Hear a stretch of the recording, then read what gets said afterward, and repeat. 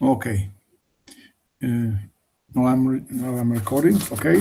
Hello. This is slot number 4 bis, the fourth round of Campionato Giovanile di Dibattito Italiano. Okay, very good in English. Very, very good. Okay. And the motion for today is the following one.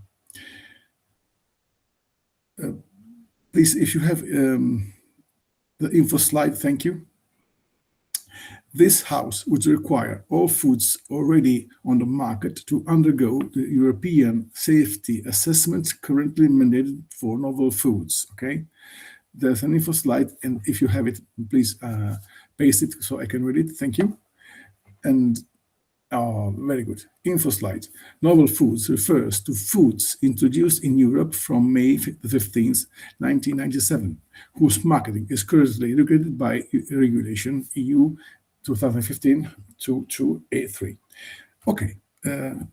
On opposition team, we have Fedebaters, and opposition team, we have Mosè Bianchi. My name is Fabrizio Thieri. I'm the chair judge for this debate, and please, my two fellow judges, please introduce yourself. Hello, everybody. I'm the judge, Emanuela Montini.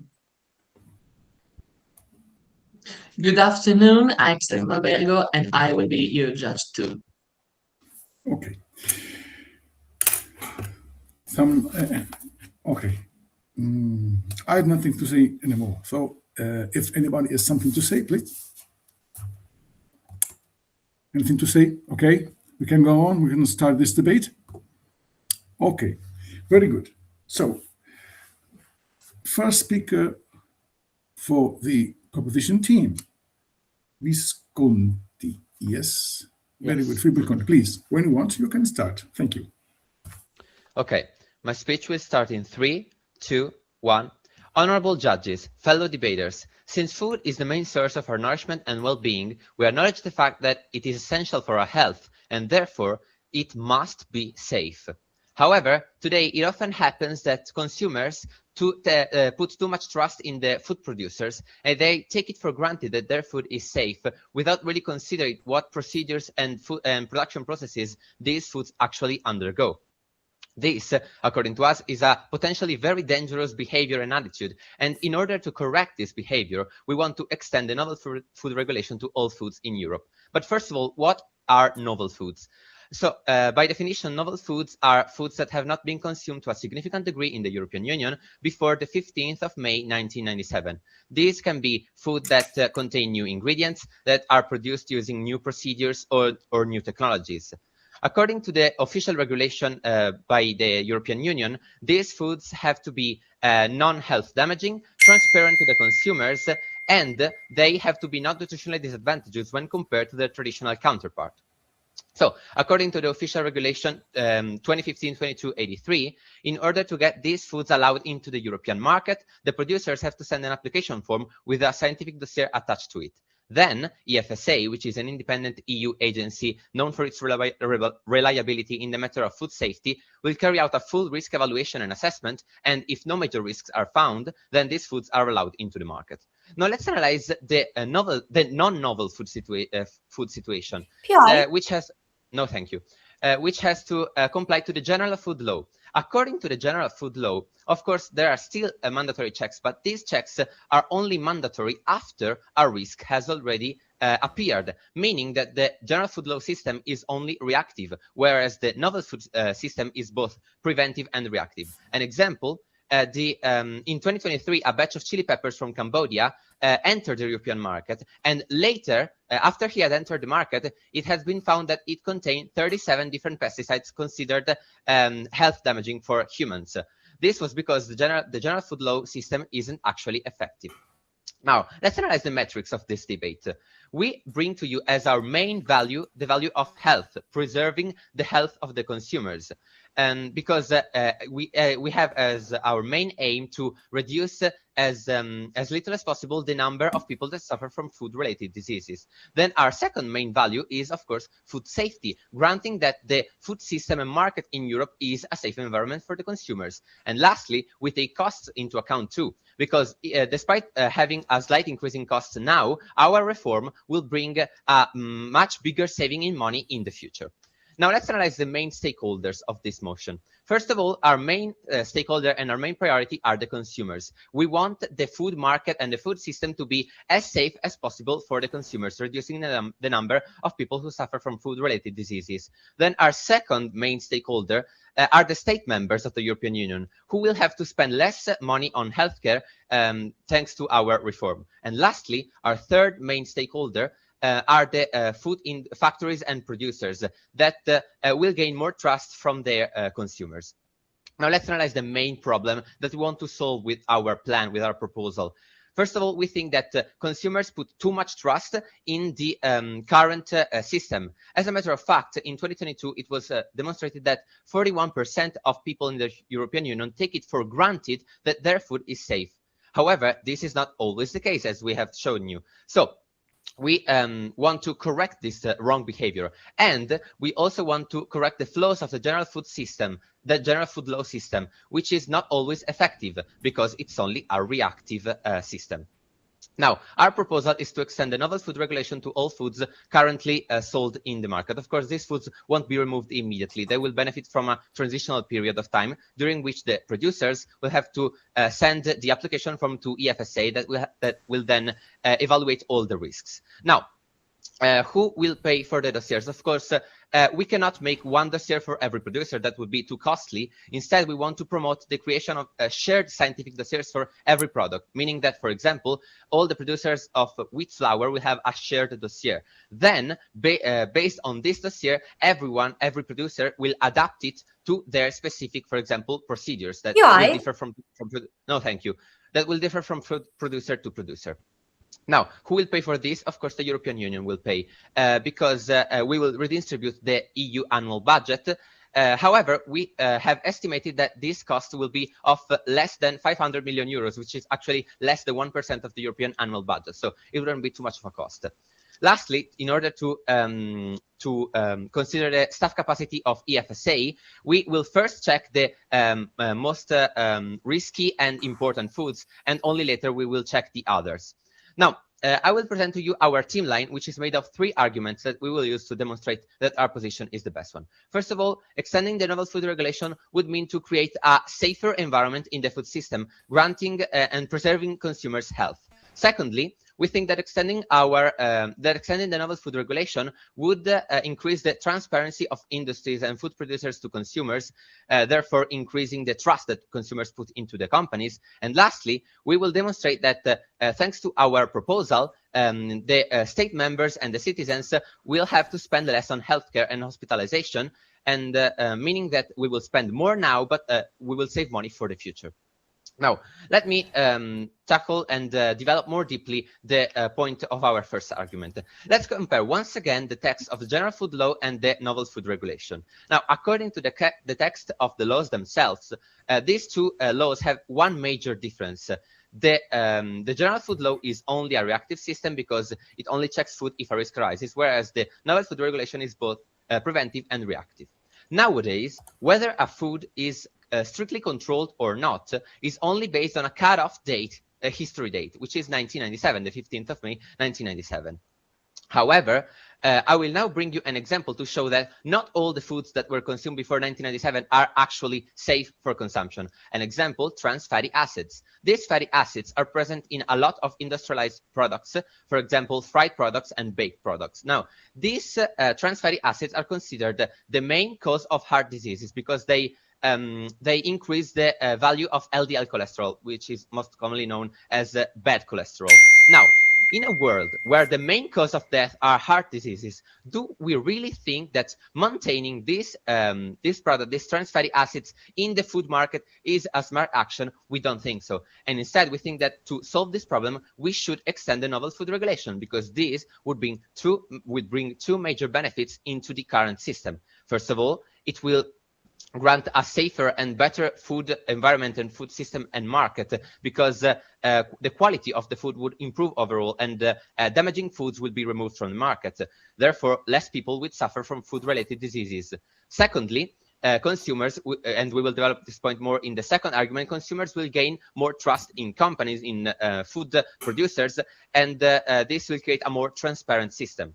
So now, to conclude, in my speech today, I have demonstrated to you that extending the novel food regulation is actually a good idea and a good plan, because it will make the EU food system both preventive and reactive rather than only reactive, and it will improve the overall quality of the food, because food safety should be based on science and not on history. Thank you.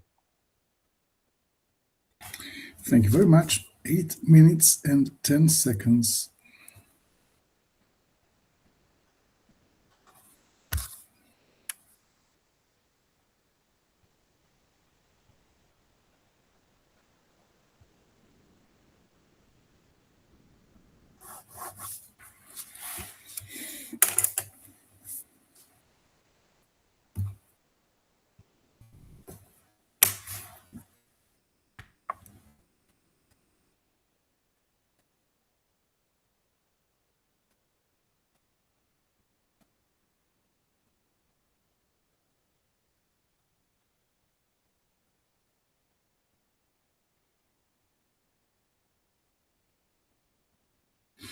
Okay, Stefan and Emanuela, are you okay?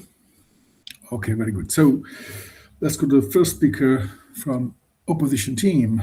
Should be Lorenzo Gaviraghi. Please take the floor. Thank you. Just a second, and I'll be starting.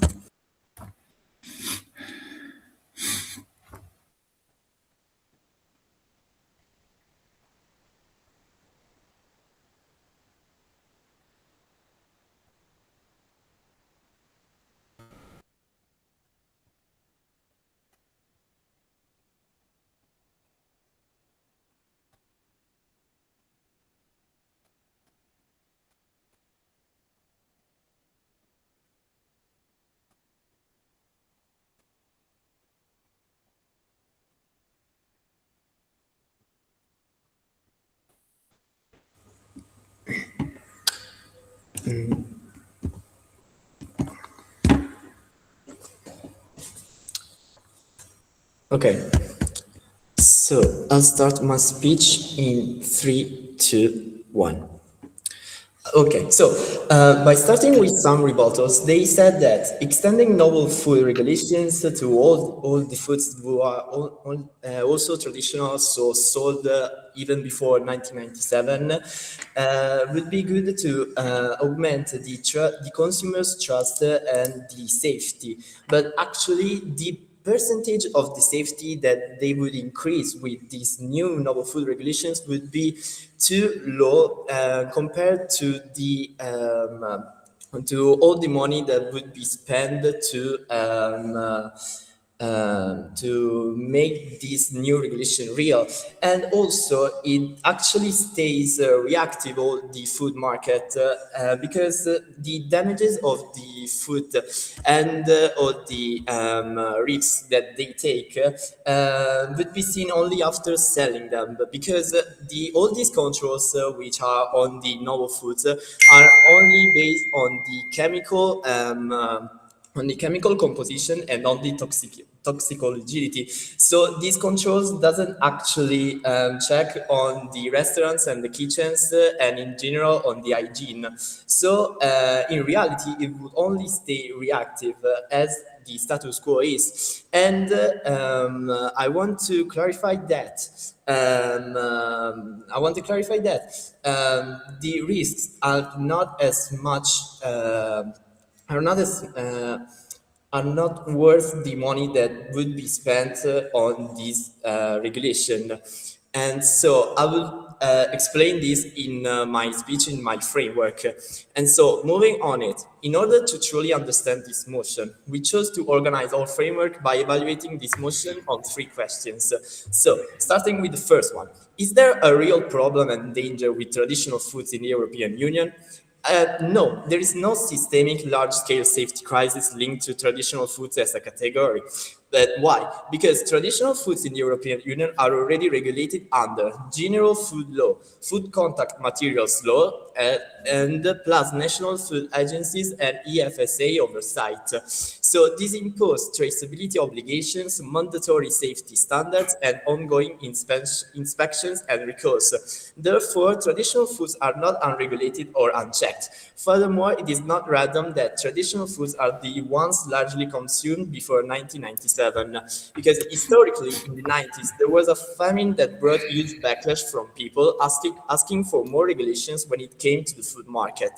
As it recovered, the European Union imposed very strict controls on the foods on the market and created the novel food regulation for future foods. So this means that not only are traditional foods subject to strict controls in the status quo, but they have already proven to be safe in the past by undergoing similar regulations. And this is supported by evidence. No thanks. As shown by the International Assembly for Public Health in Europe across nearly 10,000 samples, Listeria was found in the 0.13% and Salmonella in the 0.07%. So this is extremely low for a continental food system. And another example is on how many reports were issued for food indices. There were 4,359 total notifications to the European Union in 2022, and only 1,120 were classified as serious risks. So now consider the European Union has millions of food products on the market at any given time, and only 1,100 serious issues were found. So it is a microscopic proportion based on the money that would be spent on these regulations. Then, moving to our second question. Even if there is a problem, no thanks. Is it big enough to justify novel food procedures? No, the scale of harm is far too small to justify a system-wide regulatory shock, because traditional foods already show extremely low contamination rates, and novel food authorization is expensive, extremely slow, and bureaucratically heavy. Then finally, in our last question, let's see the last possible case. Even if there were a big enough problem, would side proposition solve it? We have analyzed 3 different research studies conducted by both the European Union and private research companies. All of them found that the small percentage of the risks present in the current European food market can be traced back to contamination, ill food workers, poor temperature control, and packaging. So it is clear that the problem is not lack of scientific testing, but the misbehavior. So this happened after market entry, during preparation, and during distribution. In fact, novel food authorization only checks chemical composition and toxicology, etc. So it does not regulate kitchens and restaurants or worker hygiene. So side prop wants to impose massive costs without addressing the real causal mechanisms. When it comes to the stakeholders, we agree with what's stated by side proposition. So with our framework, we have proved that the reform is unnecessary. In the first part of our burden, we have 2 arguments, one brought by me and one by our second speaker. We can prove that it is actually harmful. So now, moving to our first argument. The extension inevitably harms small and medium enterprises. How? I have 3 main points on this. Each dossier requires third-party scientific testing and consultancy to comply with the European Union Transparency Regulations of 2021, which mandates full public disclosure of data. Because, second point, safety data on unintended use. Producers must fund tailored studies, as submitting existing evidence is not enough. And third point, this forces small and medium enterprises to hire regulatory consultants, labs, and legal teams. So they can't rely on generic submissions or prior authorizations, as the level of detailed information the European Union asks for is mandatory. So mind you that it is very unlikely and that the European Union would make the requirement less specific, as it would contradict their last reform, where they added even more details to its scientific guidelines, even asking for source information. So the cost is a burden both time-wise and financially, empirically according to the EFSA timelines. So novel food opinions take on average between 1.5 to 3 years, and industry reports show costs ranging from 50,000 euros to 200,000 euros per product. So depending on complexity and the transparency compliance. So these costs don't scale with company size. So this means that a small regional almond producer selling 20,000 units a year faces the same dossier burden as Nestlé not launching a high-volume product. So what are the impacts? What would the consequences be? First, small and medium enterprises with 30, 50k euros annual profit can't afford 100k euros dossiers or 2-year revenue freezes, because instead of compliance, they withdraw products or shut down entirely. And second impact, large firms with internal regulatory teams and product pipelines can absorb these costs. When small, medium enterprises exit, multinationals would expand, prices would rise, and consumer would choice shrinks. So, why opposition side is better? Because even if prop gets marginal safety improvements, those gains are unnecessary and not assured, as they still need to prove how they solve the actual root problems. And in contrast, the harms here are systemic. This is irreversible damage to Europe's food ecosystem driven by a poorly targeted regulatory expansion. And now rest my case. 8 minutes and 13 seconds.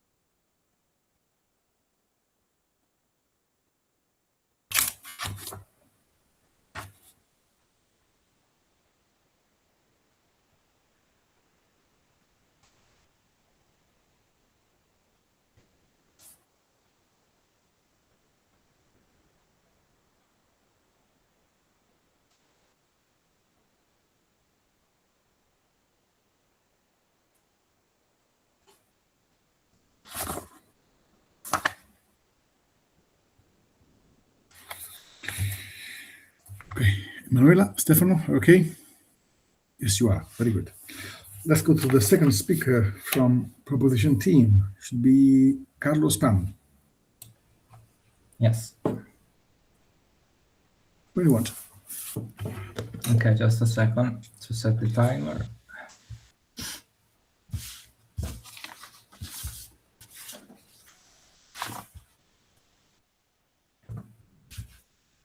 Okay, so my speech will start in 3, 2, 1.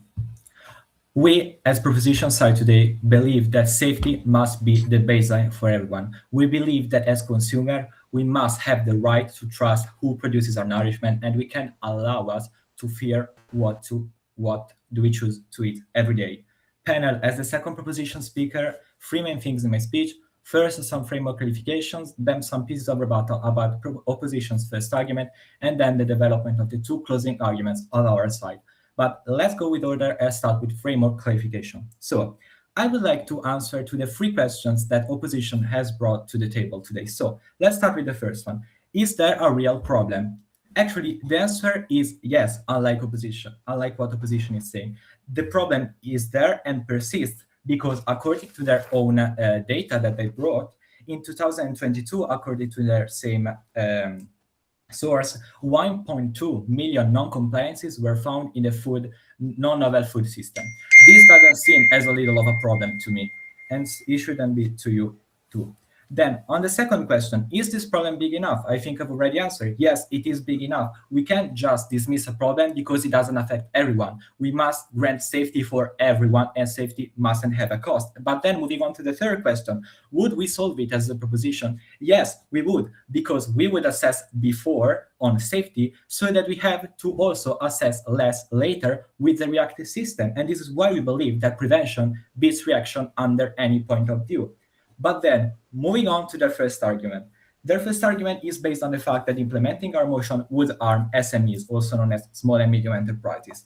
But first of all, they said that dossiers require public disclosure of data. But we, as proposition, don't see the reason why a producer that actually doesn't have anything to fear because their food is safe should be afraid of publishing their data to the public. It doesn't make sense. But then moving on to their second point, they would need to find tailored dossiers, but that's not true because we told you that we would favor the creation of shared dossier to make it easier. But then 3, it would force them to hire consultants. But the point is that we are willing to accept a minimal raising cost in products because the products are more safer.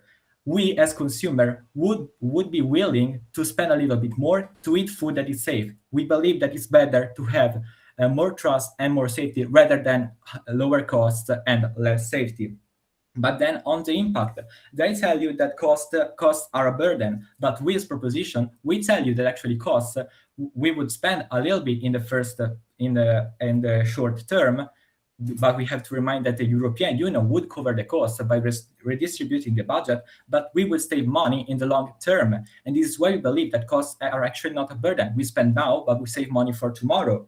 But also for time, it is not a burden because we assess on phases. We assess first higher risky products, then less risky products, and in the end, those who are less risky for sure. So actually, the first argument actually crumbles under logic. Yes. Can you please clarify how your model handles all of the research and planning and labs that are needed for each singular company in the European Union in order to get this detailed information? So we will favor the creation of shared dossier. We have already told in our first speech, I think it's pretty clear that if you produce the same product, you have a shared dossier with other producers. If your product differs slightly in something, you can also do additional research, but that's up to you if you want to do it. But I think that's enough, and I think I can move on to our second argument. Our claim today is that implementing the motion would lead to increase consumers' trust towards food companies. First of all, complying with EFSA's guidelines would force companies to be more transparent in their production processes. As a consequence, consumers will have more trust in those companies that actually are forced to give them more safer foods. Consumers are the first ones to care about their health, and when choosing what to put on their table, they require two main factors: health and safety. They want healthy and safe foods. Also considering that in the last few years, health awareness has risen thanks to the rise of social media and the internet. When implementing our model, no untrustworthy companies will be able to market their products anymore, and these two criteria will become the baseline for everyone: safety and health. The current food legislation in the European Union is fragmented and lacks transparency for three main reasons. First of all, decentralized controls, because food producers can actually do their own controls on their own with limited oversight. 2, fragmentation across member states, because some states have stricter controls than others, and this is unacceptable because it dictates that it depends on where you live in Europe, the level of the safety that you have access to. But also 3, a vague definition of novel food, because actually the definition isn't clear and leaves room to interpretation. And this interpretation can be exploited by food producers to mark their products as non-novel foods, even if they are novel foods. And about this, we have an example. In the past, UV-treated bread and milk were marketed as non-novel products only because they contained increased vitamin contents. The point is that UV treatment was and still is a novel production method. So only after the intervention of European authorities, these products were forced to undergo controls for novel foods that they actively tried to avoid in the first place. And this shows a very clear thing that is unacceptable, that consumers don't always know what's going on in the food industry, and transparency is always granted. And this is a fact that we cannot accept as long as the safety of consumer is involved. Applying a model that forces all companies to put more safety and health in the products would lead consumers to put more trust in the company and give them better reputation. And this is why we believe that we must implement the motion. But then, moving on to our third argument. Our claim is that if we invest in the future now, we save money for tomorrow. Our proposal, as I've already said before, has health and safety as its main goals. We are aware of the fact that these goals aren't free, but still we have to invest in them to apply EFSA's rules to all foods currently on the market, because these are functional to granting a better condition for European citizens in the future and lesser costs for member states in the long term. What do we obtain with our proposal? Safer and healthier food, which results in a safer and healthier style of life for consumers. The outcome: consumers will have to face less diseases caused by unsafe foods, because unsafe foods wouldn't be able to enter the market in the first place. As a consequence, both the consumers and the member states won't have to spend as much as they spend now in healthcare to provide for these diseases caused by unsafe foods. And the same approach is taken now in the pharmaceutical industry, still in Europe. Every year, the European Union spends 549 million of euros to grant high-level pre-market controls. And this is justified by the fact that it grants lesser expenditures in the future. We spend before to spend less later, and this is useful for the long term.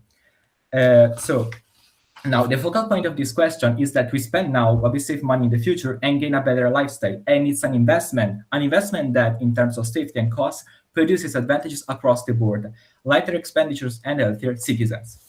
Panel, we've given you 3 clear reasons until now that show why we should implement our proposal. First of all, it will grant higher safety levels and health for consumers. Second of all, it will grant more transparency and as a consequence, more trust for consumers towards food companies. And third, it's an investment that grants us a better future with more stability for us and the member states. As proposition side today, we want to grant you a better future for consumers, companies, and member states. A future where safety is the baseline for everyone and it's not an optional. A future where you can actually trust who produces your nourishment and you don't have to fear what you eat every day. The point is that this future can only be achieved if we start acting now. This is why we are so proud to propose. Thank you for your attention. 8 minutes and 17 seconds.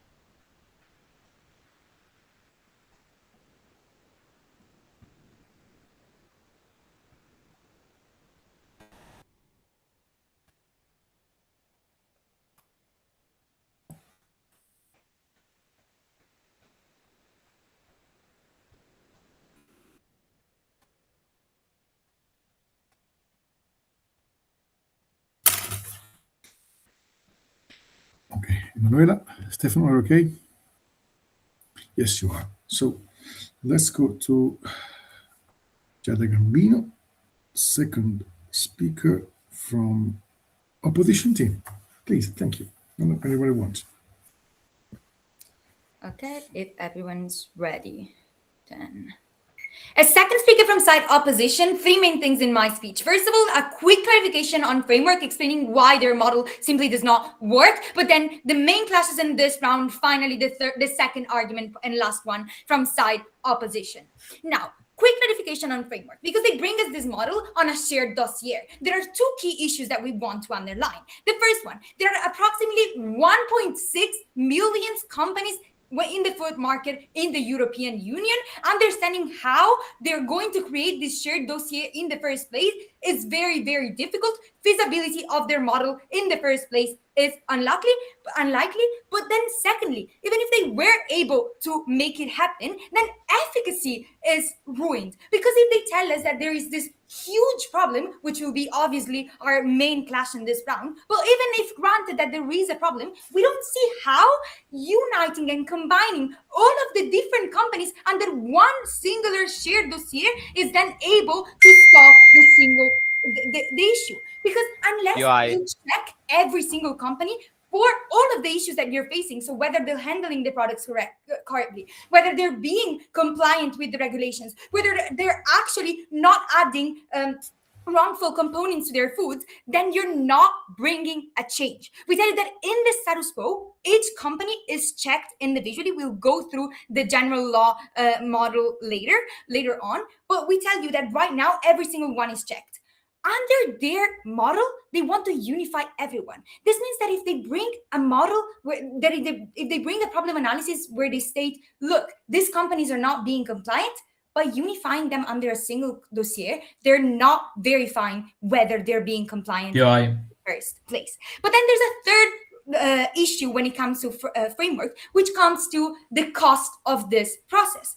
There's simply a lack of precedent for the European Union paying for this dossier in the first place, because they're the first ones to recognize that it is extremely costly to go through all of the checks. Now that it is not a couple of checks that they need to verify in order to pass the novel food regulations. They need to check for composition, expected consumption, manufacturing process, nutritional value, potential origins, proposed uses, safety data, specifications, toxicologies, use history. These are just the new details that have been added in 2021. There are so many others that were already there and that have been added in the last 20 years.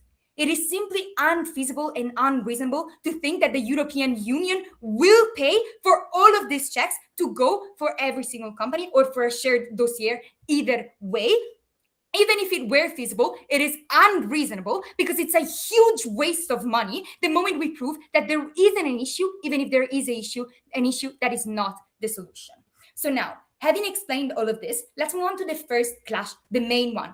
Is there a problem in the status quo? Side proposition comes up and they challenge the general food law and safety of the status quo. They claim that general food law is only reactive and therefore does not guarantee safety. But evidence backs up our claims because it's very easy to manipulate reality with examples. But we must look at numbers and data in comparison with the size of Europe. We tell you that there were only 1,000 cases compared to the 450 million people that live in the European Union that reported outbreaks related to food issues and food problems in the market. Now, that might appear as a big number on its own, but compared to the millions of products that are sold in the European Union, it is very obvious that it's actually a small number. There must be a reason why the European Union is known worldwide as the safe and the golden standard for food security, because the general food law is already so strict in the status quo.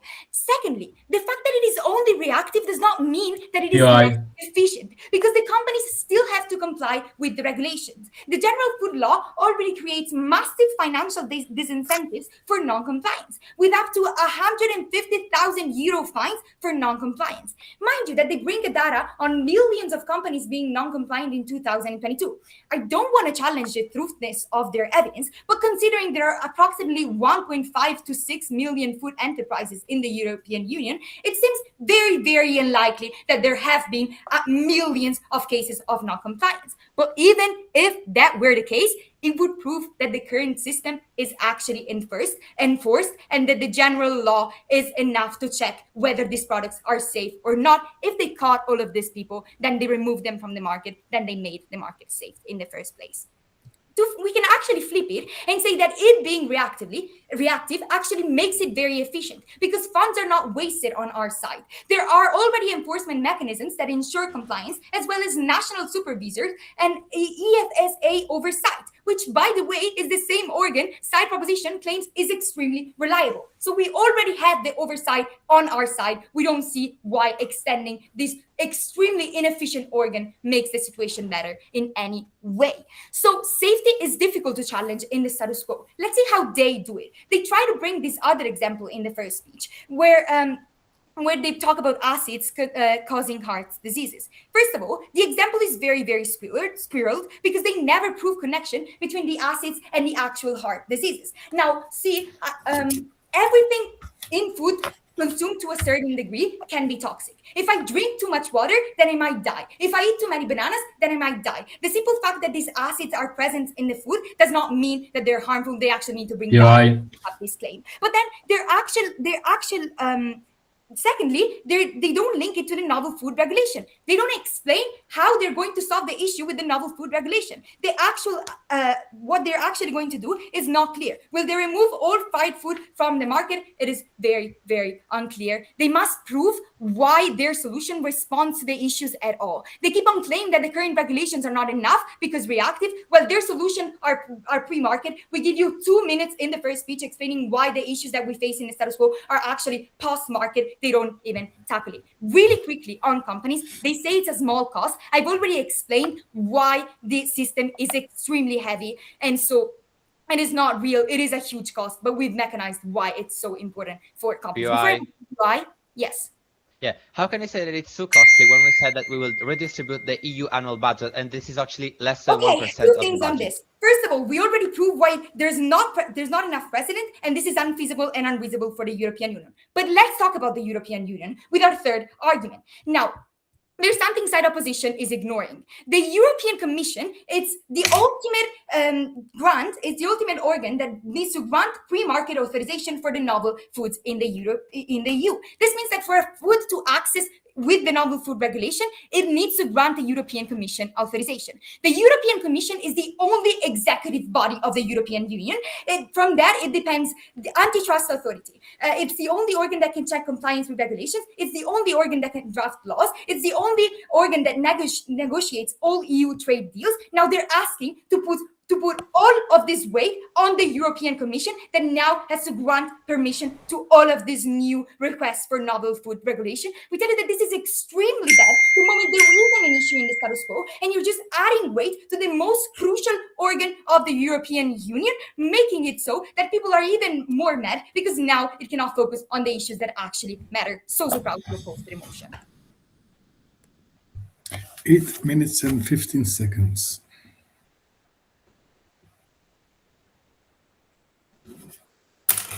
I'm sorry, 8 minutes And 15 seconds.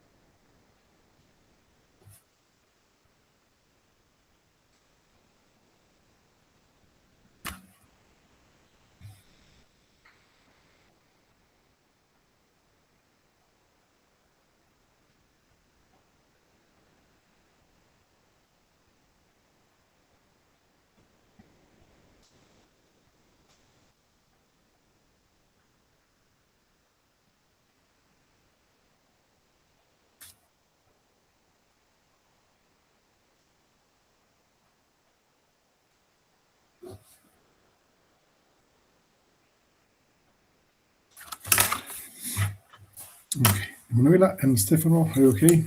Very good. Let's go to the third speaker from Proposition Team, Kendra. Thank you very much. Yeah, just give me a second. Let me get my time. Yeah.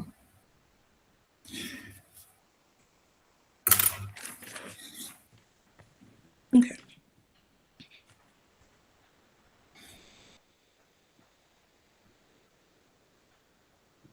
Okay. My speech will start in 3, 2, 1.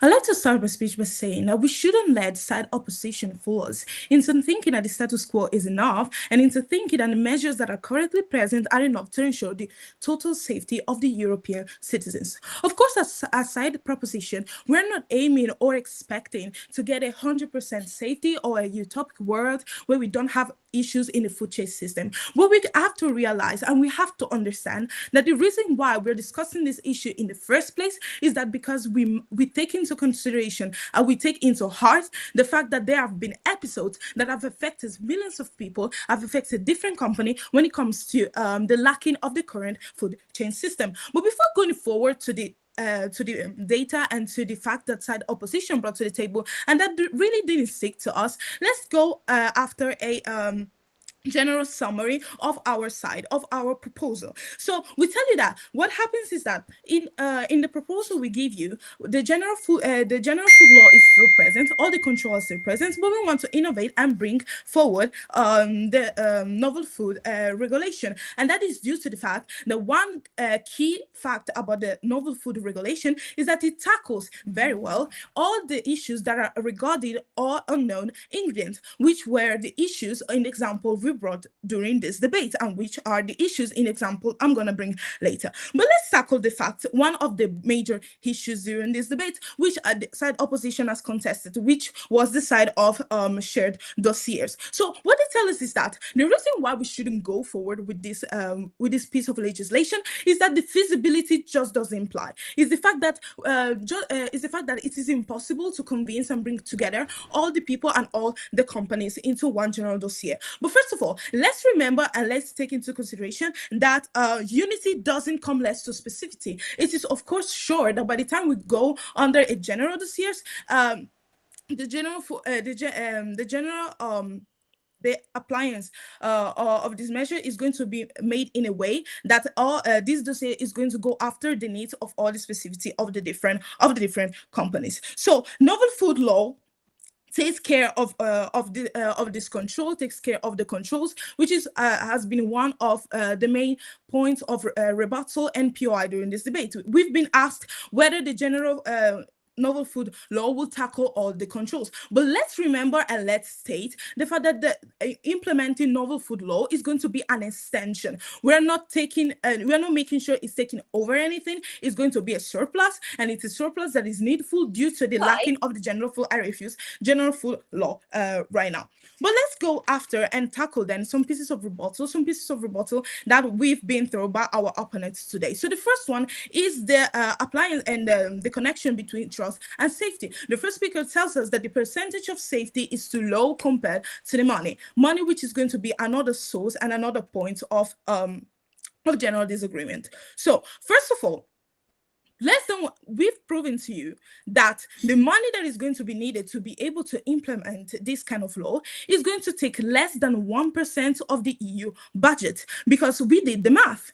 That is very simple. So now, going on and on about giving us information about the EU Commission, telling us that the EU Commission will be cheap and come less when it comes to the safeguard of the people, is completely nonsensical, due to the fact that in the budget that annually is given to the EU to take care of its citizens, do you really want us to believe that they're not willing to spend that less than 1% of their money in order to be able to go after all the issues that we've listed so far, and I will continue to list? So the second point of disagreement when it comes to this point is the fact that if we think the way side opposition thinks, and we think that the only thing that should stop us is the cost, we wouldn't have any source piece of innovation in the first place. So how can we be cheap when it comes to a cause that will be related to the safeguard of the people? We're just being completely unreasonable, due to the fact that we are coming less to a piece of legislation that would help people to entrust the food system better. So the remaining more than 99% of the money, what is it going to be spent on? That's my question. Then third point of analysis when it comes to the point, and when it comes to the point of cost, is the fact that this cost is definitely inevitable. We do not deny that, but we have to understand that we see that, and we brought it to the table as a source of investment. An investment that first is an investment because we are spending and we are investing in the safeguards of people, and an investment due to the fact that we're going to come less when it comes to the cost of general healthcare, the healthcare when it comes to the healthcare, I refuse. When it comes to the healthcare, because all the issues that are going to be connected to people's health would come less if we're able to implement this. So that being said, let's go to then the analysis of some points they've brought us. So starting with the first question they asked us, whether this measure I refuse is urgent. So if the example of trans fats wasn't enough for you to understand the urgency of the situation, let me bring you some more examples. So we have the episode of melanin in milk in Europe, which affected, I will take it later, which affected 43% of the milk. So what happened is that the infant formula for milk on children was induced with this protein booster that then caused a high percentage of kidney damage. So now we've been asked, how will the general novel food law come into this? Well, the novel food law would have come into the scene by preventing the situation with a full toxicological assessment on the product. So the controls currently in the novel food were the ones that were necessary for this situation. Now I'll take the POI. Yes, so people go to the streets to protest for immigration, stronger economy, better working conditions, not for food safety. Can you please explain why the people will actually A, want this, B, accept this waste of money? Thank you. Okay, first of all, we've proven to you that this is not a waste of money. I'm giving you strict examples, which are applied to the math, and which implies the fact that there have been cases in which the controls of the general food law has come less. So do you really want to tell me that people are going to come less, or even deny this fact, or even refuse to contribute into this very cause? That is going to be my answer then. Going forward with this point, so we've have evidence during this debate that shows the necessity of this assessment, and it's been clearly stated by our opponents that evidence is very easy to manipulate. What did they tell us? That only 1,000 cases has been brought to the table which were relevant for our case. But let's remember, this is 1,000 cases of companies. This is 1,000 cases of companies where they don't take into consideration the math that implies counting the people. So multiply that 1,000 of companies that have reported these issues with the millions of people that have brought products from them. How do you tackle this situation? So by concluding my speech, I'll say that the 2 points of disagreement during this debate was the necessity and cost. I've proven to you the necessity during the different examples, and to show you that despite the fact that the general food law does a good work, is simply not enough, and the fact that implementing novel food law will make it better. And due to the cost, when it comes to the cost, we cannot put a cost on the safety of European citizens. And that is how I will leave and conclude my speech. So proud to stand for side proposition today. Thank you. 8 minutes and 14 seconds.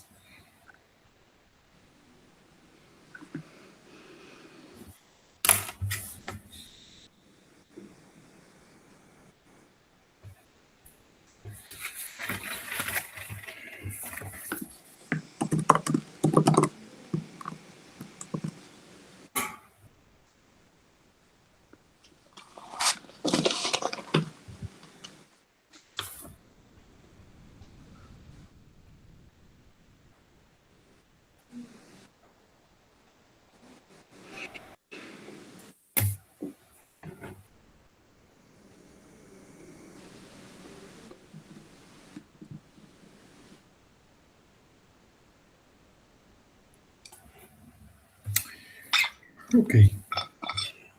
Stefano, Emanuela? Okay. We can go on, and please, Sofia Kozna, please, when you want, you can start. Okay, just a second.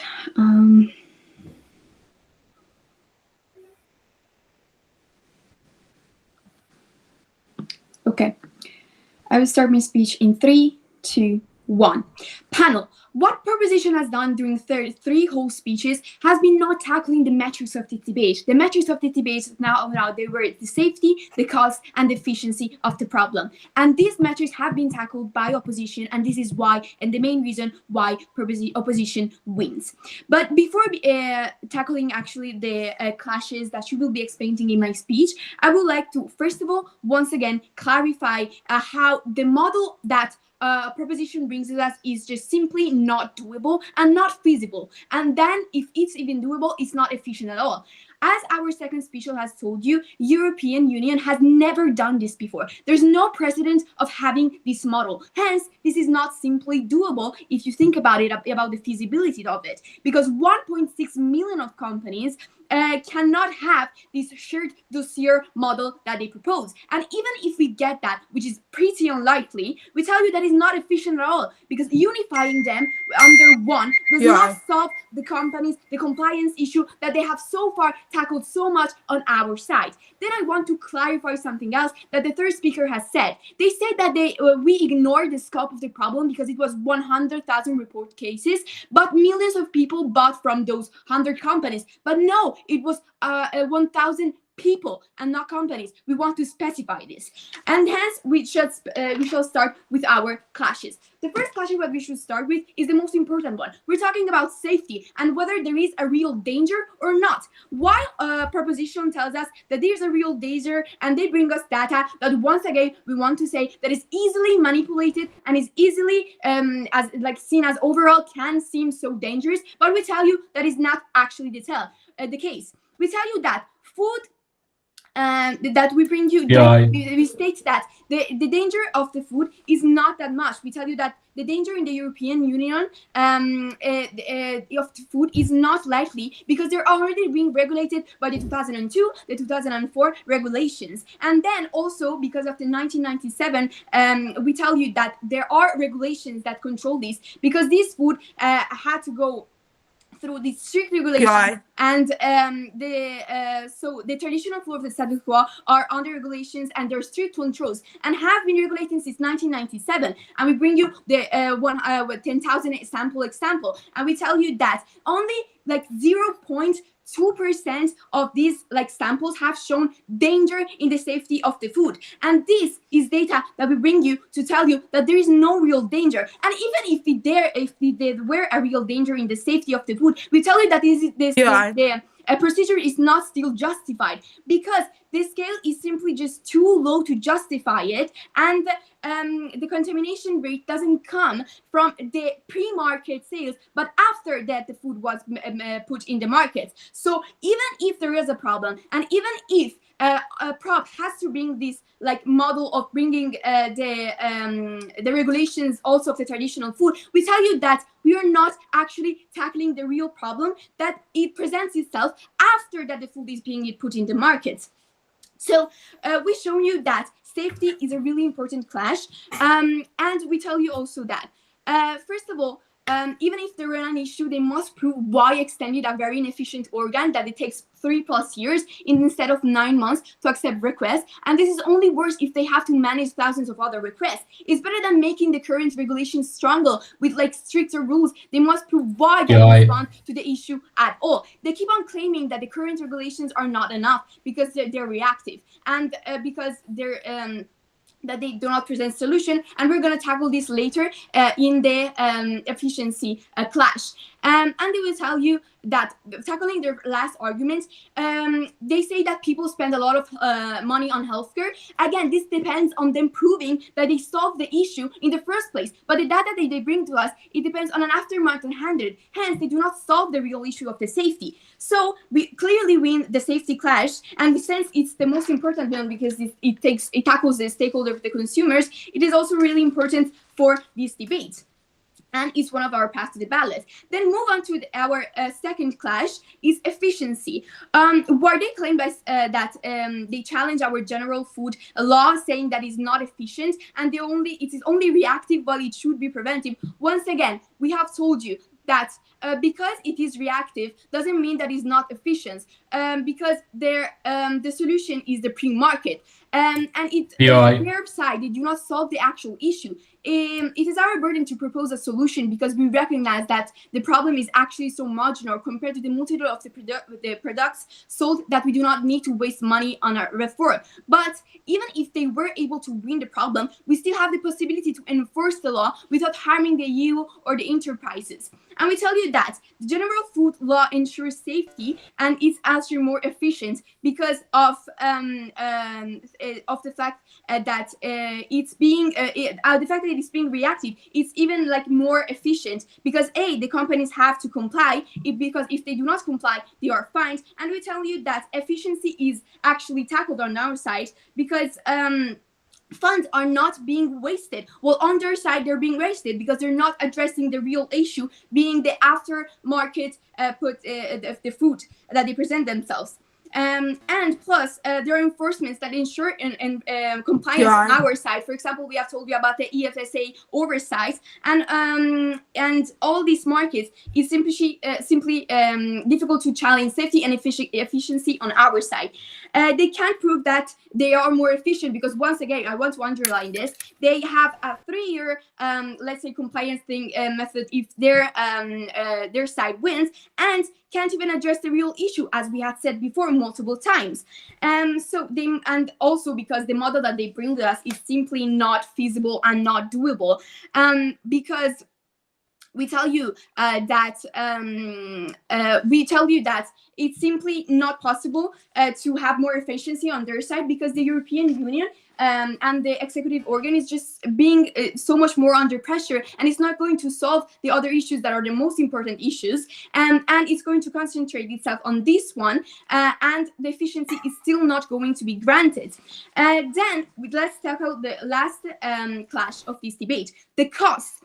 They try to minimize the cost effect on the small and medium enterprises, and not only that, the cost that it simply implies. They show us this in their model, not considering the cost implies, and also the backlash that they will get from the small and medium enterprises, and they're just completely overlooked. And on our side, we tell you that resources and money are being well used.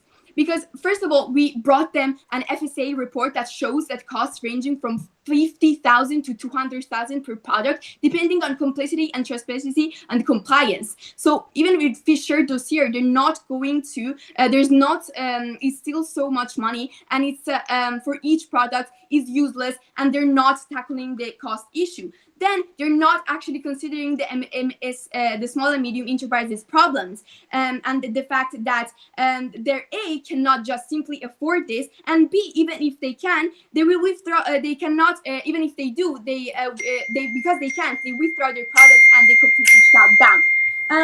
Because of that, we have shown you that with this last clash, we also win this last clash, which is one of the metrics. And thank you. This was my speech. 8 minutes and 14 seconds.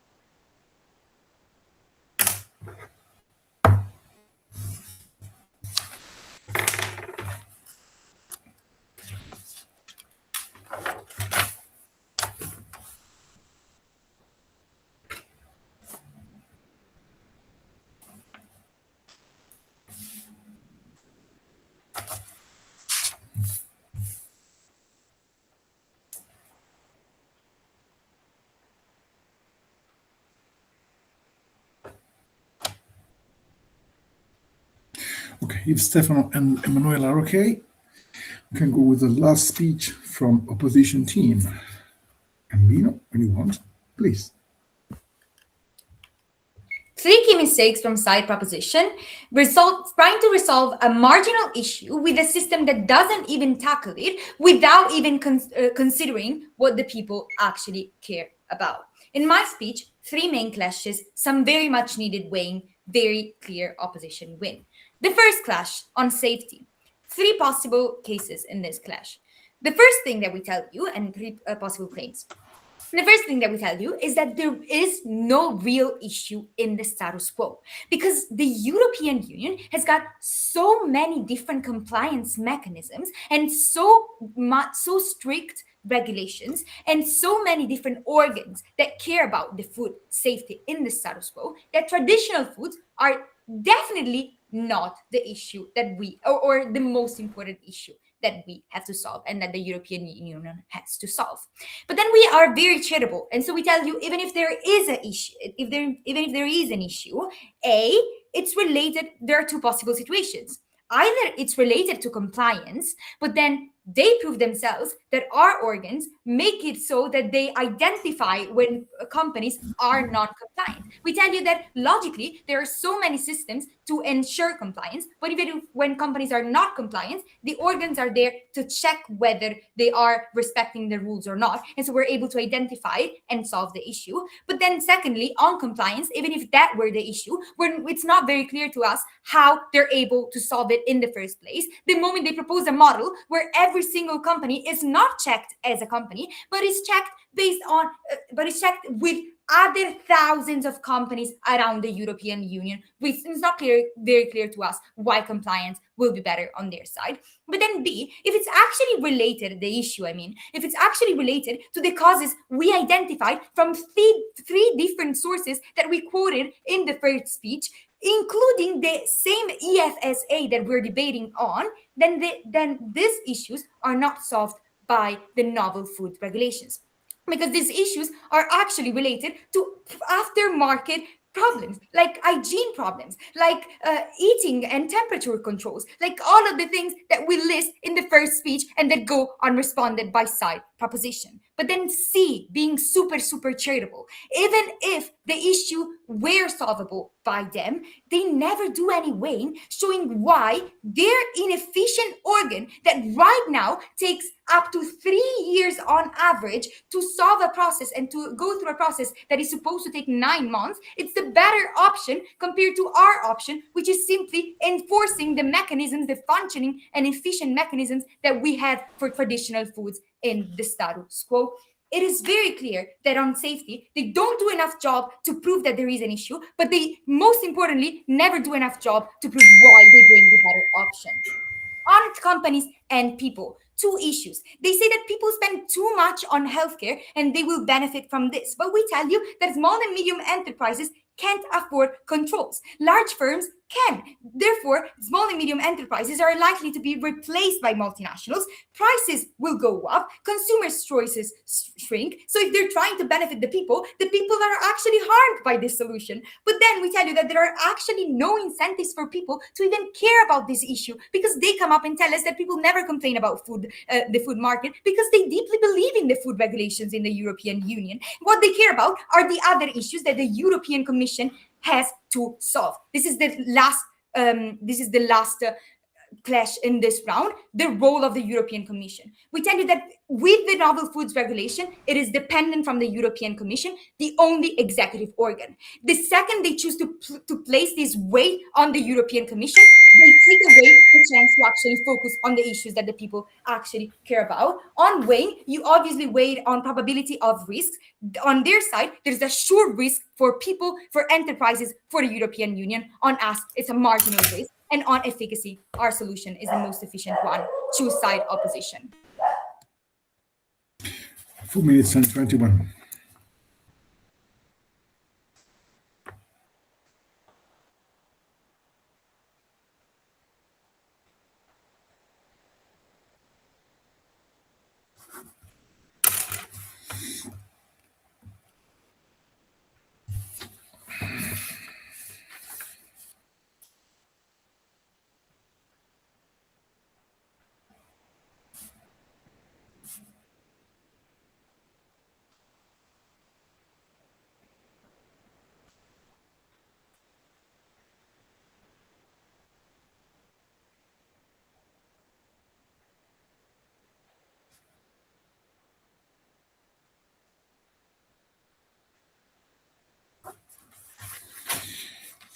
Manuela and Stefano, are we okay? Yes, we are. So let's go to the very last speaker of this speech. I think he's Carlos Pano, yeah? So very good. When you want. Okay. If everyone's ready, then I'll start in 3, 2, 1. Panel, today's debate comes down to 2 very simple questions. First of all, what do we decide to do when we see that a problem in the status quo is present, and how we solve it? And second question, what kind of food system do we want for us? Do we want a food system that only reacts after the harm has occurred, or a system that can actually prevent harm and take care of its citizens without getting them sick. We believe that safety should be one of European Union's primary concerns as long as citizens are involved.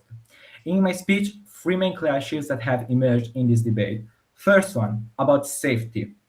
There are two different point of views about how safety is ensured should be ensured in case of opposition in this debate. So opposition grants safety through reaction. They only act after a problem has occurred, according to what the general food law says. They tell you that there is no real danger and dismiss the efficiency of the current food system by just saying that the problem doesn't persist. They negate the existence of a problem while we show you that the problem exists. And how do we solve this problem? What do we tell you about safety? We tell you that we grant it through prevention. There is a problem in the status quo and we solve it through prevention. Prevention acts on the future, on the long term, while reaction only focuses on now and is a temporary solution. Prevention is far better than reaction for two main reasons, because now we have non-compliances that must be solved, and two, because it doesn't let risks emerge. It prevents them. It doesn't react to them. But then, second clash point about the necessity of the reform and how we solve the problem. What does side opposition tell you?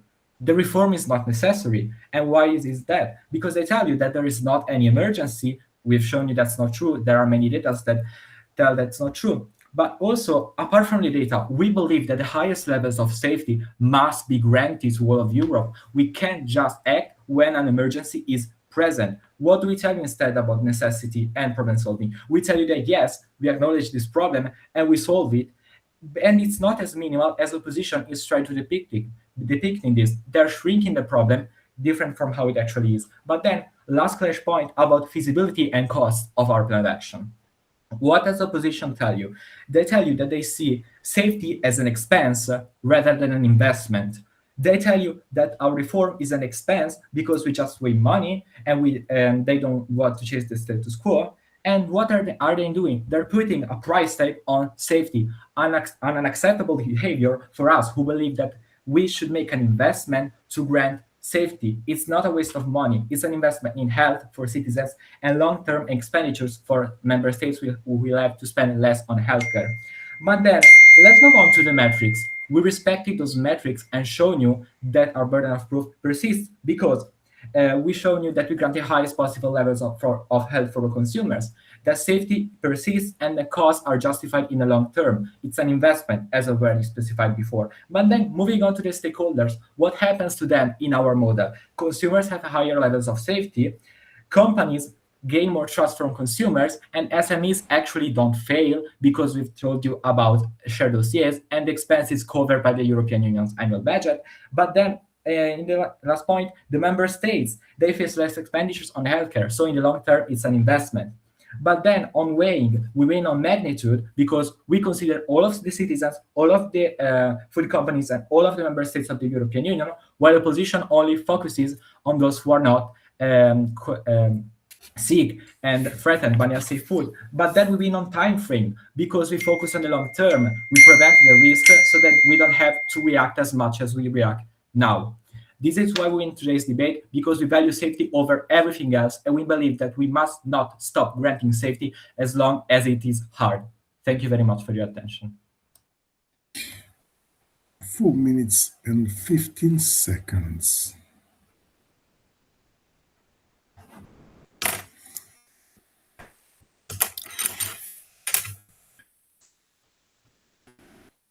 This is the end of this debate. So please open up your microphone and clap your hands, because it is one of the most important we have to do. Okay. I stop recording and yes.